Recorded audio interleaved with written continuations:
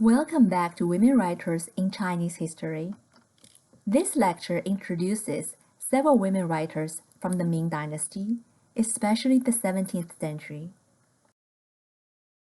First, we'll look at the life and works of a few courtesan writers who were celebrated for their literary talents and sometimes for their love affairs with famous scholars.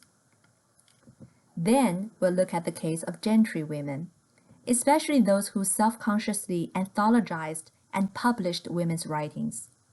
Alongside this phenomenon, we'll talk about the formation of female literary and social networks and the expression of female friendship in women's writings. Finally, around the mid-17th century, the Ming Dynasty fell amidst peasant rebellions, and the Manchus from the northeast took the opportunity to conquer the Ming territory and established the new dynasty Qing, which is China's last imperial dynasty. We'll look at how women took on heroic images as loyalists and martyrs during the Manchu conquest, and how they expressed patriotism and martyrdom in writing. First, courtesan writers. Similar to the late Tang Dynasty, from the late Ming period emerged a number of courtesan writers. This time, they in general took residence in the Jiangnan region. The first case we'll look at is Liang Xiaoyu. She's not very well known among today's Chinese readers. However, she is notable as one of the first female playwrights in Chinese literary history. And her play, United Crimes, He Yuanji, which is unfortunately lost, features the story of the cross-dressing heroine, Huang Chonggu. In an older story from the Song Dynasty or earlier, Huang Chonggu was a woman who cross-dressed as a man and won an official position owing to her or his literary talent. Later, she had to reveal her true identity when the prime minister wanted to marry his own daughter to her or him.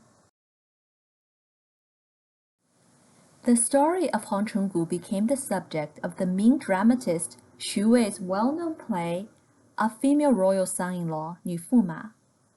Xu Wei was a multi-talented writer and author, known for his drama as well as his poetry and painting.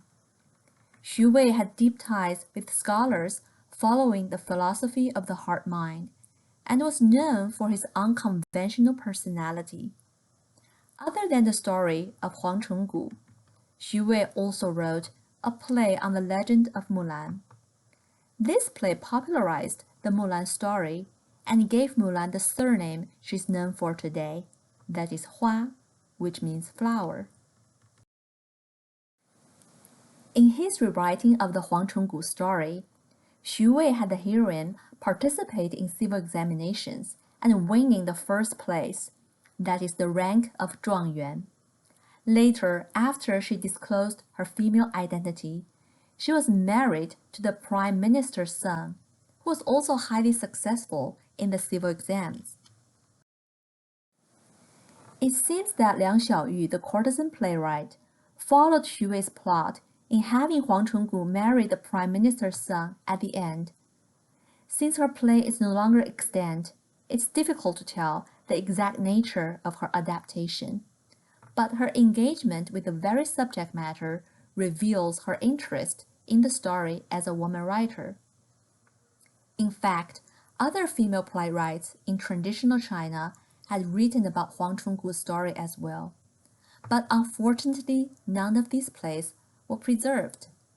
Nevertheless, in a later lecture, we'll look at a long fictional narrative in the form of the Plucking Rhyme on a similar plot featuring a cross-dressing heroine. We'll see there some distinctive female perspectives when women wrote about a story of this kind. As to Liang Xiaoyu, her biography reports that she was able to compose fine poetry at an early age. It's unclear why she became a courtesan. Liang Xiaoyu seemed to have written many poems in addition to the play we mentioned. Moreover, her biography indicates that she wrote a book titled History of Women Past and Present, 古今女史, which could be a scholarly work on women's history. Another book she authored was titled All the Countries in the Classic of Mountains and Seas, 山海全国志. The Classic of Mountains and Seas, 山海经, is an ancient book of mythical geography. So Liang Xiaoyu's book is likely about foreign places, and one wonders if her writing reflects any of the new geographical knowledge emerging during the period. Her biography refers to several other books penned by her, but unfortunately, all the books authored by this prolific courtesan writer were lost. Of Liang Xiaoyu's once voluminous writings, only several poems are now extant. Let's read one of the poems to have a glimpse at her literary skills and her perspectives. This particular poem is about Xi Shi, one of the four great beauties. Xi Shi was from the spring and autumn period and was sent to the king of Wu as a concubine, in which role she secretly acted as a spy on behalf of her native country Yue, led the king to neglect his duties, and contributed to the conquest of the kingdom of Wu by her home country Yue. Similar to Wang Zhaojun, the Han Palace woman married afar for political alliance. Xi Shi was the subject of numerous poems in Chinese literary history.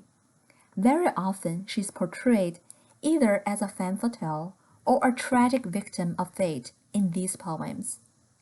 Liang Xiaoyu's poem on this famous beauty, however, argues that the king of Wu is the one to blame.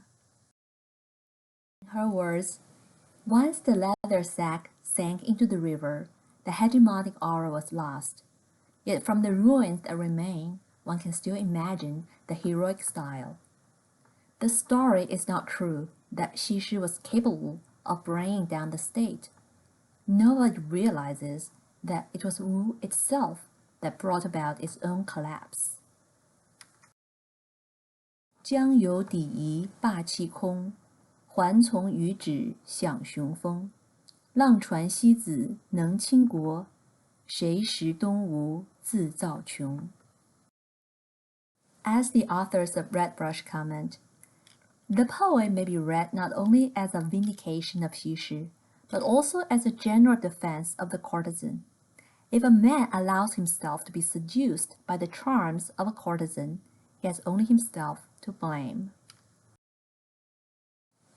With regards to Liang Xiaoyu's perception on her own identity as a courtesan, her biography indicates that she revered earlier courtesans by setting up an altar at her home to worship their spirits. At the head of the courtesans she paid tributes to was the famous Tang courtesan writer Xue Tao, who we have introduced earlier. Finally, an interesting fact about Liang Xiaoyu is that she was a skillful pottery maker. We've mentioned Xue Tao's making of her own brand of red letter paper. Like Xue Tao, the courtesan she revered, Liang Xiaoyu produced her own style of purple clay teapots, similar to the image shown here. Likely she was able to make a living by selling those teapots, like what Xue Tao had done with her letter paper. Although Liang Xiaoyu was a well-known courtesan, it doesn't seem that she had developed any specific love relationship with a scholar. The courtesan writer we'll talk about next, Liu Shi or Liu Rushi, on the other hand, was known for her literary talents as well as her widely publicized relationship and finally marriage with the famed scholar Qian Qianyi. Due to the careful research of the famous historian of the early 20th century, Chen Yunke, Liu Shi's life is the best documented of all courtesans in Chinese history.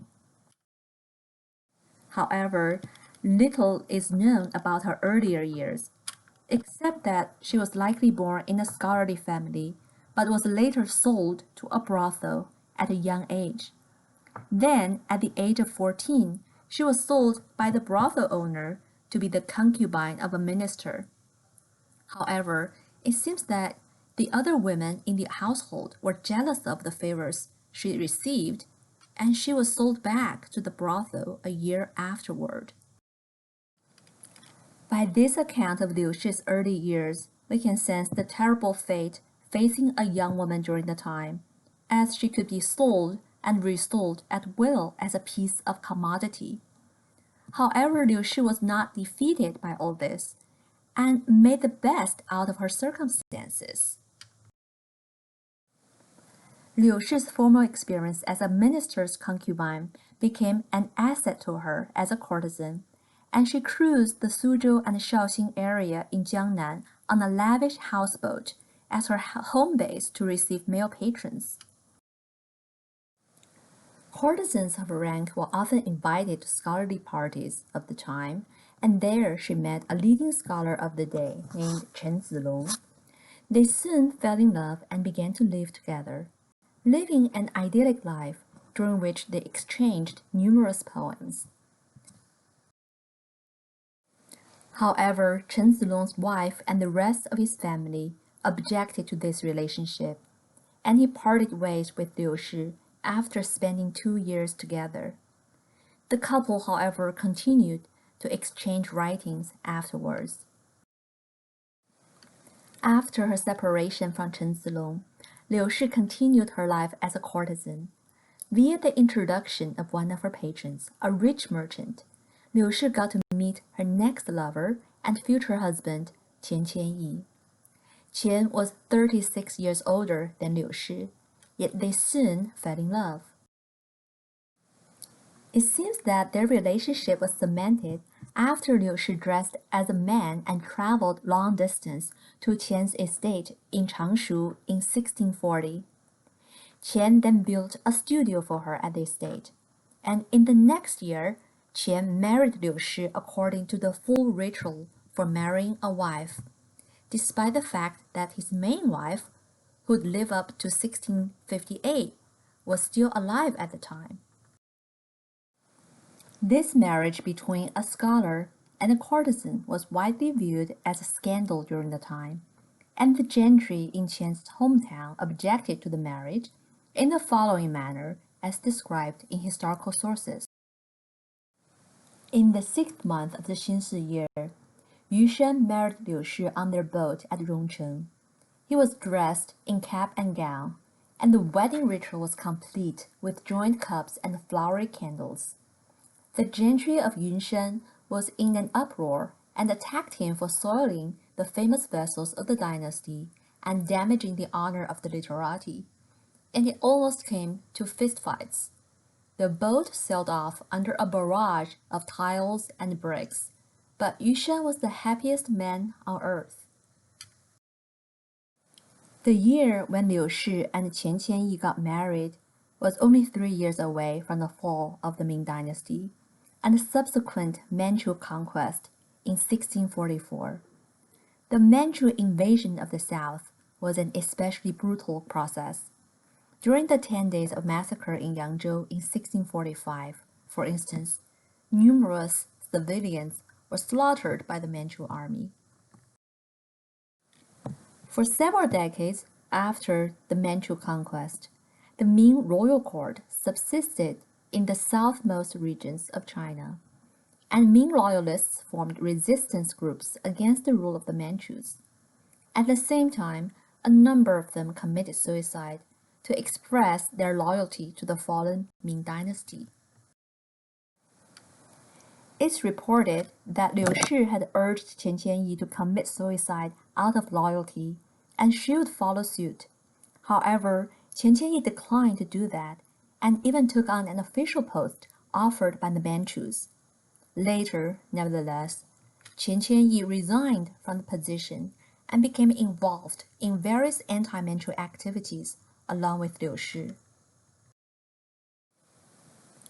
Liu Shi gave birth to a daughter, and the couple also spent their years after the fall of Ming on a major scholarly project, that is, collected poems of the successive reigns, 列朝诗集, a massive collection of poems that eventually included the works of more than 1,600 poets, including a category devoted to women poets, which seems to be mainly compiled by Liu Shi.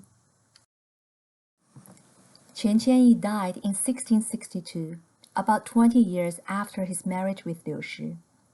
After Qian's death, Liu Shi was constantly harassed and extorted by Qian's relatives. Under these pressures, Liu Shi committed suicide by hanging herself at the age of 46, 1 month after her husband's death. Qian Qianyi's son by his first wife had her buried as his father's main wife in second marriage. Liu Shi left behind many poems, although they're not easy for translation, since they're laden with classical allusions. Her literary accomplishments also include her work on collected poems of the successive reigns in collaboration with her husband Qian Qianyi. Here, we'll take a look at 2 of her poems as an indication of her literary talents and personality. The first of these poems is titled Swordsmanship, 剑术行, which portrays the image of an aged swordsman traveling alone in the mountains. This poem manifests Liu Shi's vision of a fantastic heroism amidst national crisis during the fall of the Ming Dynasty. It is a long poem, and here we'll look at a few lines that express its heroic theme. The inverted shadows of the freezing blade were unknowable. On the dark cliffs, the wind rustled sadly through the bare trees. Alas, such transformations can only be the work of a hero. In times of danger, his swords sliced through rocks and bones. To no avail does my energy fill the entire world. White-haired, in Yangzhou, my heart is overcome by sorrow. Gazing at this straw-thatched cottage, what can I accomplish? Heroic talent and great strategy are now but sorrow and grief. However, just see how the stars and the planets move as I lift my sleeves, and ocean lads and river maidens are forced to come out. 寒风倒影不可识，阴崖落本风悲吟。迂阶变化须一人，时微剑气催石骨。我图壮气满大夏，广陵白发心恻恻。观此草堂何为者？雄才大略为愁疾。况看举袖星辰移，海童将怯来迟迟。The next example is a short poem on the bamboo, the symbol of scholarly virtue and purity. Especially, the image of the bamboo is associated with the stories of the 7 sages of the bamboo grove, which we have introduced earlier. Whereas the 7 sages were traditionally compared to the bamboo and celebrated for their integrity and purity, Liu Shi ingeniously imagined that the bamboos are so transcendent that they spurn even mortals as elevated as the 7 sages. It refuses to show off with flowers since it does not aim for glamour. Its independent stance is reflected upside down in the inkstone's well. Every single branch and every single leaf deserves our respect. Once it grew on a famous mountain and spurned the 7 sages. 不肯开花不衬颜，萧萧影落雁池边。一枝片叶羞轻看，曾著名山傲七贤。In these terse but imaginative lines on the bamboo's ultimate purity, we can sense the unusual talent and character of a woman writer who left a literary and cultural legacy of her own, despite her tragic circumstances as a young girl who was once sold and resold at the disposal of others. After introducing these 2 courtesan writers, Liang Xiaoyu and Liu Shi, let's take a look at the case of gentry women writers of the Jiangnan area and the female literary networks they formed. As we have mentioned, many women writers emerged during the Ming period, and most of them were from gentry families in the Jiangnan area.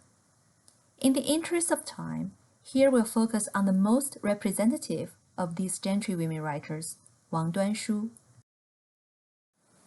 Wang Duanshu was born in a scholar official family of 8 boys and 3 girls in the city of Shaoxing in the Jiangnan region. She seemed to be her father's favorite child due to her remarkable talents. According to her biography, her father used to make the following comment: "I have 8 sons, but none of them measures up to this one daughter." In her biography, we find the following description of her as a child. At the age of 6, she would listen to her father tell all sorts of stories about loyal, filial, and wise women of the ages, and she would remember them all and never forget them. For fun, she would dress up as a boy, and cutting out banners of paper, she would put on a performance, with her mother as the strategist, the maids lined up like soldiers and officers, and herself leading the troops with flag upraised. When her father saw her, he laughed and said, "Why don't you plan on becoming a woman who can win the first place in civil exams?" She then followed along with her elder and younger brothers when they went out for tutoring, and was taught the 4 books and the Book of Odes, which she was able to recite after having looked them over once. She herself wrote that she regarded Confucius as her master, and every time before sitting down to eat, she would insist on paying homage to him. So Wang Duanshu enjoyed a happy childhood and a family that appreciated her literary talents. Later, she married to a scholar by the arrangement of her family, and she seemed to continue to receive the support of her husband in terms of her literary endeavors. Wang Duanshu's father died as a loyal martyr to the Ming Dynasty during the Manchu conquest of 1644. In memory of her father, Wang Duanshu became a Ming loyalist and refused to serve in the Manchu Inner Palace as a tutor after she received the invitation. Given her devotion to the loyalist cause, she wrote several biographies on martyrs who died in resistance to the Manchu conquest. The martyrs commemorated by Wang Duanshu include several women. Her biography on the upright and loyal Lady Jin, for instance, is representative of her loyalist sympathies and her celebration of women who were capable of more heroic acts than the men around her. As reported by Wang's biography, Lady Jin's husband, Qin Cheng, initially considered to surrender, but she scolded him for being a coward. Qin Cheng was actually willing to comply with the enemy, and weeping, he made excuses for himself and pleaded for his life. His wife glared at Qin Cheng and said, "You are a general. Since you have not been able to succeed, you should have surrendered your life a long time ago. And now you still want to beg your captors to let you live. Aren't you shamed to death?" Greatly angered, the Manchu commander took a knife and pointed at her throat. But Lady Jin cursed him with even more deafening vehemence. Later, according to Wang's biography, Lady Jin requested to die by slicing, since her husband, a general, received the same sentence. Slicing or lynchi was also known as death by 1,000 cuts, and was the cruelest punishment possible in traditional China. Likely, it did not begin until the Ming Dynasty. As Wang's biography reports, however, Lady Jin perished on her own on the execution ground the moment when a soldier tried to humiliate her. After her death, Lady Jin's spirit punished the soldier who dared to defile her. Cursed by the spirit, the soldier began to spit blood through mouth and nose and died a gruesome death. In addition to penning loyalist biographies, Wang Duanshu was a prolific writer of both prose and poetry.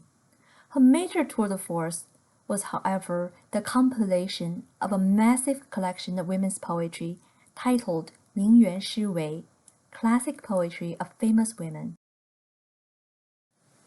Wang Duanshu spent about 25 years on this work, from 1639 to 1664, across the period of the Manchu conquest. The book was published in 1667. In this anthology, she collected about 1,500 poems by over 1,000 women of the Ming Dynasty. Her husband and friends supported her throughout this process. However, even though Wang Duanshu seemed to have a fine relationship with her husband, she was apparently not interested in being a housewife. In fact, she used her own money to purchase a concubine for her husband, and later adopted the daughter born to the concubine. We can sense Wang Duanshu's passion for her work on women's poetry from a brief but enthusiastic appraisal she wrote on the poetic writing of a woman named Xuan Huazi. Between heaven and earth, lucid and pure talent is not reserved just for men. On half of it is also the work of women. When Confucius edited the Book of Odes, he made sure that women-authored songs such as How the Creepers Spread and The Mouse Ear were praised on a par with the 6 classics. Alas, Xuan Huazi truly is worthy of sharing the platform with these writers of old. Now all of these chantings have been gathered together. The world will forgive my verbosity if it has enlightened eyes. I recite these chantings and intone them over and over again, and cannot bear to let them out of my hands. Alas, how should I be worthy of writing this preface for the works of Xuan Huazi? I offer it as tribute to Xuan Huazi, that her works may never perish. In the process of compiling classic poetry of famous women, Wang Duanshu developed a female literary and social network around her. For instance, she was familiar with Liu Shi, the courtesan writer we just introduced. Wang Duanshu actively asked the women writers she knew to submit poems to her. She also wrote many poems addressing or dedicated to her female friends. For instance, she once wrote in the form of a poem about the visit of a female friend named Dong Da Su Rou, and portrays her poverty and her continued passion for book and writing after the Manchu conquest. Tellingly, this poem is titled, When my woman friend Dong Da Su Rou came for a visit, there was no cooked food. This poem includes the following lines. Whenever my husband goes out, he returns late at night. Now a woman friend comes to visit. There's no rice in the kitchen. It's true enough that poems and books cannot stave off hunger. But if I threw away my poems and books, I wouldn't have a life. My little boy doesn't understand and keeps whining away. Seeing my girls adds to my sorrow. They all sob and whimper.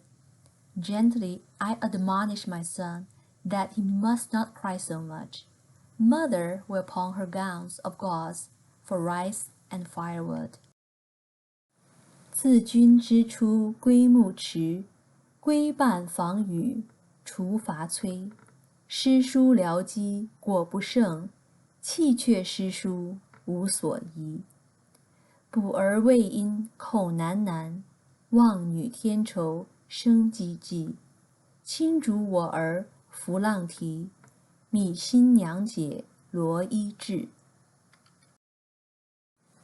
In another poem dedicated to her female friends, Wang Duanshu wrote about the happier days when they climbed hills together on the Chongyang or Double Ninth Festival, the clearest day of autumn. Climbing to a high place to drink and carouse without a care, strolling at leisure in scarf and skirt and light raw silk shoes. At dawn, we play among the lotus flowers in a little boat. At dusk, we lodged in a fancy tower near the flower market. On painted screen, leaning aslant, kingfisher sleeves rolled up, flourishing the brush, laughingly recording lovely girls' names. The clouds brightly throng around the moon as the night falls, and the sounds of harps and sandalwood clappers began to rise. Don't you know about all the withered trees on the bare hills? Human affairs are always changing. The garden pavilion is gone. This year I try to find the flowers and continue the old excursion, but the sound of girdle pendants has faded. The girls have passed away. We raise our cups half-heartedly, close friends are few. Nothing left but bits of cloud floating over the autumn waters. 登高酣饮无忧子，逍遥金浮清霄旅。朝玩芙蓉扁舟中，暮宿秦楼在花市。素屏斜倚翠袖轻，挥毫笑寄腰鸡鸣。云光拥月玉漏催，明筝弹板歌初起。不知万木雕空山，人事更长台榭喜。今岁寻花续旧游，还佩庆尘清驾死。举杯碌碌知音稀，唯有残烟鸟秋水。This poem clearly refers to female literary gatherings in the past, when Wang Duanshu socialized and exchanged poems with other writing women. The phenomenon of female social and literary networks we witness here would continue into the Manchu Qing dynasty. We'll see more examples in the later lectures, as well as an even more special type of female literary ties, when women developed and used their own scripts for writing.